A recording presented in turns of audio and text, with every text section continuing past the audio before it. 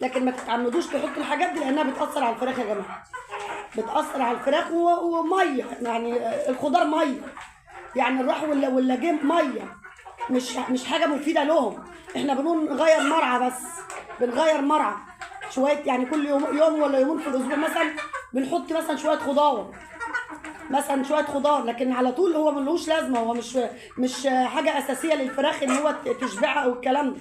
اللي يشبع ويتحط في حصال ويبقى في حصاله الفراخ طول النهار ويعمل لها شبع، مثلا العلف، العيش، الدشيشه، الحاجات دي بتبقى ماليه حصاله الفرخ، والفرخ صابر على جوعه ممكن يوم كامل. لكن الحاجات دي ميه، يعني الفراخ ما بتستفادش بيها بحاجه، زي ما بنقول تغيير مرعى بس. ماشي. هم اولا لسه ما بيضوش، هنشوف برضو، صلوا على الرسول كده. لا هم بيضوا بالتين 2 اهو، هم كده لسه بايضين بالتين 2 اهو، ما خلصوش لسه بيض.